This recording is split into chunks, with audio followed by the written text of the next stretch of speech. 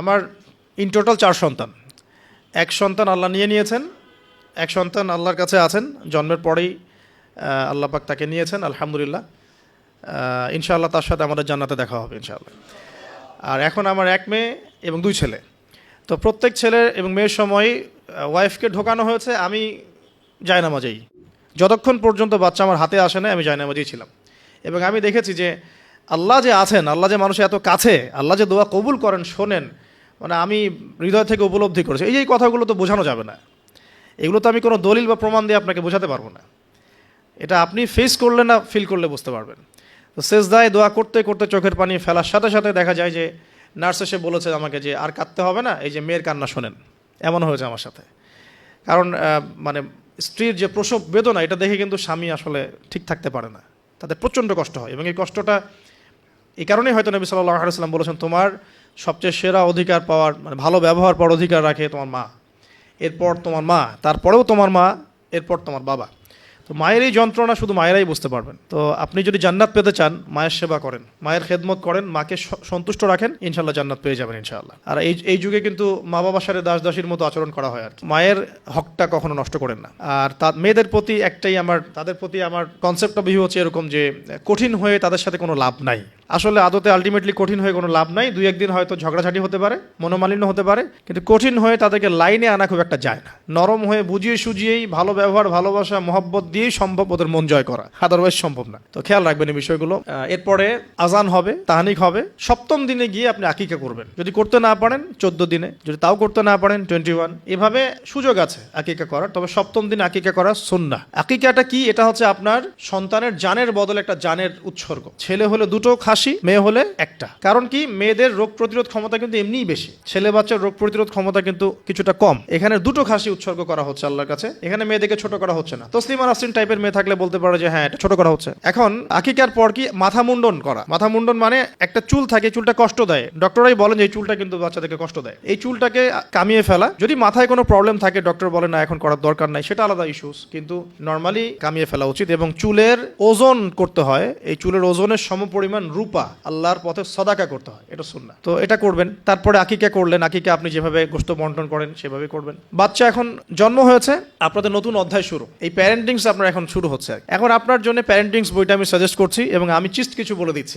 দেখুন, আদম আলাইহিস সালামের দুই ছেলের সম্পর্কে প্যারেন্টিংস এর মধ্যে কথা এসেছে। আদম আলাইহিস সালামের 2 ছেলের সম্পর্কে কিন্তু কথা এসেছে। 1 নাম্বার হাবিল কাবিলের ঘটনা মনে আছে? 2 সন্তান পরস্পরে হিংসা বশত কিন্তু এক ভাইকে হত্যা করে ফেললো। যদি আপনাদের একাধিক সন্তান থাকে, কারো প্রতি পক্ষপাতিত্ব করতে যায় না, তাহলে কিন্তু হাবিল কাবিলের মতো সম্পর্ক করে উঠবে আর কি। আর এই যুগে তো হাবিল কাবিলের সম্পর্ক এখনো চলছে। এখানে বহু কাবিল ঘুরে বেড়াচ্ছে দাড়ি টুপি নিয়েই, তাই না? এখন হাবিল কাবিল সম্পর্ক তো এখন আছে আর কি। কুরবানি কবুল হচ্ছে, আমারটা হচ্ছে না কেন? খেদমত হচ্ছে, আমি পারছি না কেন? মানুষ ওখানে ছুটছে, আমার কাছে আসে না কেন? ওই ওয়াজে 2 লাখ লোক হচ্ছে, আমার ওয়াজে হচ্ছে না কেন? হাবিল কাবিল সম্পর্ক তো আছেই আর কি এখন। তো কাবিল কি করবে? হাবিলকে এলিমিনেট করার চেষ্টা করবে, হাবিলকে দুনিয়া থেকে সরাতে হবে, তাহলে সে সফল, তার ধারণা এমন। অথচ এই কাজের ফলে কি হয়েছে? তার আমল নামে সমস্ত খুনের গোনা কিন্তু যাচ্ছে একটা একটা করে। আর সেম জিনিস আমাদের সাথেও হয়েছে, আমাদেরকে এলিমিনেট করার চেষ্টা করা হয়েছিল। আলহামদুলিল্লাহ আল্লাহ রাব্বুল আলামিন সেটা করতে দেন নাই।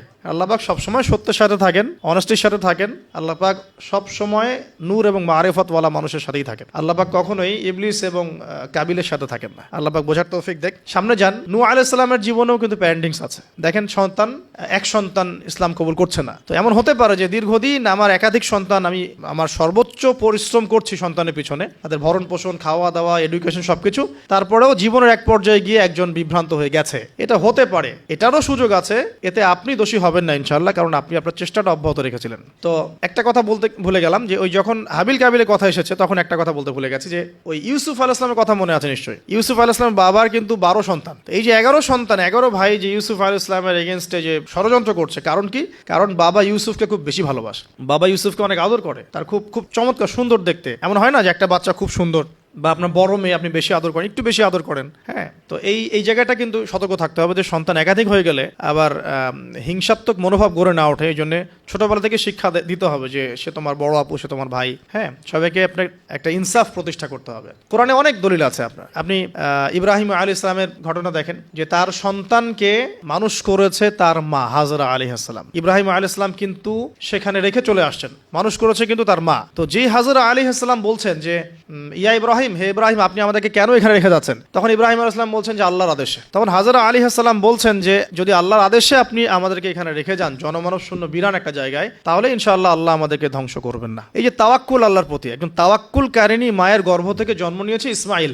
আলাইহিস সালাম। ওই সন্তানকে যখন ইব্রাহিম আলাইহিস সালাম আরো কয়েক বছর পরে এসে বলছেন ইন্নী আরা ফিল মানামি আন্নী আযবাহুকা, আমি স্বপ্নে দেখেছি তোমাকে জবাই করছি, ফানজুর মাযা তারা, তোমার রায় কি আমাকে বলো। ওই সবর কারিনী মায়ের গর্ভ থেকে জন্ম নেয়া, তাওয়াক্কুল কারিনী মায়ের গর্ভ থেকে জন্ম নেয়া সন্তান এবার বলছে ইয়া আবাতি, হে আমার বাবা, ইফআল মা তুমার, আপনি তাই করুন যা আপনাকে আদেশ করা হয়েছে। সাতাজিদুনি ইনশাআল্লাহু মিনাস সাবিরিন, আমাকে ইনশাআল্লাহ আপনি সবরকারী পাবেন। তো এখানে মায়ের রোলটা দেখেন, মা যেমন হবে সন্তান তেমন হতেই পারে। মা যেমন হয় সন্তান কিন্তু তেমনই হয়, স্বাভাবিক এটা। মা যদি সন্তানকে হৃদ্যতা ভালোবাসা দিয়ে বড় করে, সন্তান দেখবেন বড় হয়ে সবাইকে ভালোবাসে। মা যদি সন্তানকে কনফিডেন্স দেয় যে বাবা তুমি পারবে, জীবন অনেক কিছু করতে পারবে, তোমার মধ্যে এই প্রতিভা আছে, ইনশাআল্লাহ তুমি পারবে, সন্তান বুস্ট আপ পিছন থেকে পারবে ইনশাআল্লাহ। মা যদি সন্তানকে ত্যাগ করে, দুধ পান না করায়, ফ্যামিলিস্টদের মতো দুধ পান না করিয়ে এই যে আপনার বেবি সিটারদের কাছে মানুষ করায় আর কি, হ্যাঁ, ডে কেয়ার সেন্টারে মানুষ করায়, দেখবেন সন্তান ছোটবেলা থেকে একটা হতাশা, হীনমন্যতা, নিঃসঙ্গতায় ভোগে। আর এখন এলিট সোসাইটির মধ্যে এই সমস্যাটা আছে না, নিঃসঙ্গতায় ভোগে তারা। কিন্তু মা যদি সন্তানকে দেখা যায় খুব শাসন করে, বেশি প্রহার করে, সন্তান কঠোর হয়ে যাবে, মনটা কিন্তু শক্ত হয়ে যাবে। তো পিতা মাতার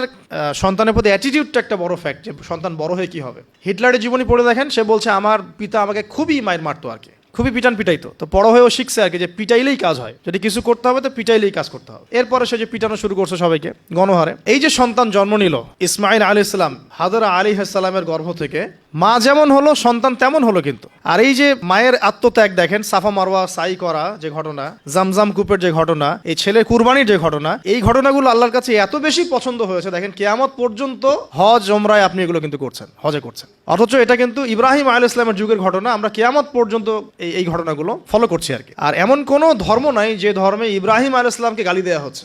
জিউসরা ইব্রাহিম আলাইহিস সালামকে সম্মান করে, জানেন, খ্রিস্টান যারা তারা ইব্রাহিম আলাইহিস সালামকে সম্মান করে, তারা কিন্তু এই পরিবারটাকে সবাই সম্মান করছে আর কি। তো এখানে একটা প্যারেন্টিং আপনার নসিহত আছে। পাশাপাশি আপনি সামনে যাবেন, লোকমান আলাইহিস সালামের ঘটনা পাবেন। এটা সূরা লোকমানের এখানে দেয়া আছে, ওয়ালাকাদ আতাইনা লোকমানের হিকমা আন ইশকুরু লিল্লাহ, এখান থেকে নিয়ে শুরু করে একদম আমি আয়াত নাম্বারটা বলে দেই। আয়াত নাম্বার 12 থেকে নিয়ে আপনার এই যে 19-20 পর্যন্ত এই পুরো আয়াতগুলোর মধ্যে লোকমান আলাইহিস সালামের অনেকগুলো নসিহত আছে। সন্তানকে কাছে বসিয়ে তিনি বলছেন, হে আমার সন্তান, আল্লাহর সাথে কাউকে শরীক করো না, লা তুশরিক বিল্লাহ ইন্নাশ শিরকা লাযুলমুন আযীম। শেখাচ্ছেন ওয়াসাইনা লিল ইনসানা বিওয়ালিদাইহি হুসনা, মানুষের সাথে ভালো আচরণ করো, তোমার পিতামাতার সাথে ভালো আচরণ করো। তোমার পিতামাতা যদি তোমাকে শিরক করতে বলে তখন তাদের ফালা তুতিউহুমা, তাদের আনুগত্য করো না। আল্লাহ তিনি আরো শিখাচ্ছেন যে ছোট্ট কোনো বিষয় তুমি আল্লাহ থেকে লুকাতে পারবে না, আল্লাহ সব সামনে নিয়ে আসবেন। ইয়া বুনাইয়া আকিমিস সালাহ, সালাত কায়েম করো, ওয়া'মুর বিল মা'রুফ, সৎ কাজে আদেশ করো, ওয়ানহা আনিল মুনকার, অসৎ কাজে নিষেধ করো, ওয়াসবির আলা মা আসাবাক, তোমার উপরে যে বাধা বিপত্তিগুলো আসবে সেগুলোতে সবর করো। উচ্চ স্বরে চিৎকার চেঁচামেচি করো না, কারণ গাধার স্বর উচ্চ স্বর হয়, চেঁচামেচি করে। এরকম প্রায় এখানে 10টা থেকে 15টা নসিহত আপনি পাবেন।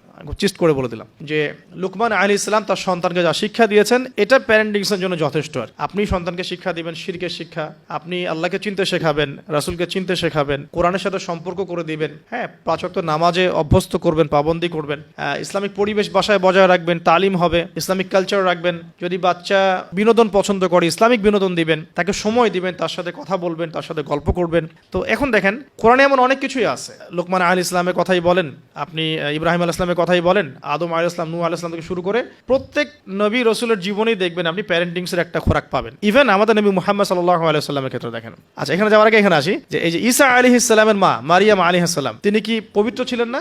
দেখেন আল্লাহ পাক এমন সন্তান দিয়েছেন, সন্তানও পবিত্র। ঈসা আলাইহিস সালাম কি আল্লাহর হুকুমে মৃতকে জীবিত করে ফেলছেন না? আল্লাহর হুকুমে মানুষের সেবা করছেন, চিকিৎসা করছেন, তাকে রূহুল কুদুস সহযোগিতা করছে না? এবং তিনি এমন একজন সত্তা যিনি আবার মসিহুদ দাজ্জালকে হত্যা করবেন। তাকে আল্লাহ পাক কত বড় একটা মাকাম দিয়েছেন। তার মা পবিত্র ছিলেন, পবিত্র মায়ের সন্তান। দেখেন নবী সাল্লাল্লাহু আলাইহি ওয়াসাল্লামের ক্ষেত্রে কি হয়েছে, তিনি মা এবং বাবার সঙ্গ খুব বেশি পাননি, কিন্তু তার আশপাশের মানুষ যারা ছিল আর কি, তার চাচা, তার দাদা, তারা সব সময় নবী সাল্লাল্লাহু আলাইহি ওয়াসাল্লামকে প্রচন্ড ভালোবাসতেন, প্রশংসা করতেন। কাবা ঘরে নিয়ে কোলে নিয়ে বসে বলতেন, আমার এই নাতি, আমার এই বংশধর ইনশাআল্লাহ একদিন নেতা হবে। তার দাদা বলতেন বারবার। দেখেন নবী সাল্লাল্লাহু আলাইহি ওয়াসাল্লাম ছোটবেলা থেকে এই শিক্ষাগুলো, এই ভালোবাসাগুলো পেয়েছেন। ছোটবেলায় তাকে বেদুইনদের কাছে রাখা হয়েছে, মরুতে দৌড়িয়েছেন, খেলেছেন, হাড়হাড্ডি শক্ত হওয়ার জন্য, ফিজিক্যালি স্ট্রং হওয়ার জন্য। ভাষা শিখিয়েছেন নবী সাল্লাল্লাহু আলাইহি ওয়াসাল্লামকে ছোটবেলায়, ওই দুধমা হালিমার ওখানে তিনি ভাষা শিখছেন, আরবি ভাষা, বিশুদ্ধ ভাষা।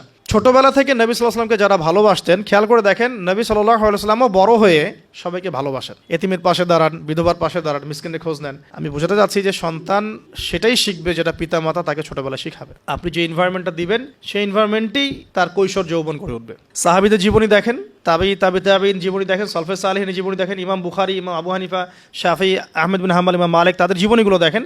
তাদের পিতামাতার বিশাল সাপোর্ট ছিল তাদের এই জায়গায় আসার পিছনে। ঠিক আছে, তাদেরকে কখনো চিন্তা করতে হয় না এই দুনিয়া নিয়ে। দুনিয়ার পুরো বিষয়গুলো পিতামাতাই সেট করে দিয়েছেন। তোমরা খালি দিনের জ্ঞান অর্জন করো, দিনের খেদমত করো, ফকিহ হও, মুহাদ্দিস হও, দিনকে এগিয়ে নাও। ওদেরকে টেনশন ফ্রি করে দেন, বাকি পরিশ্রম আমরা করবো ইনশাআল্লাহ, সমস্যা নেই। পরবর্তী প্রজন্মকে ইসলামের জন্য তৈরি করতে হলে আমাদেরকে পরিশ্রম করতে হবে এবং তাদেরকে একটা সিকিউর সাউন্ড মাইন্ড দিতে হবে যে তোমার কাজ এইগুলোই।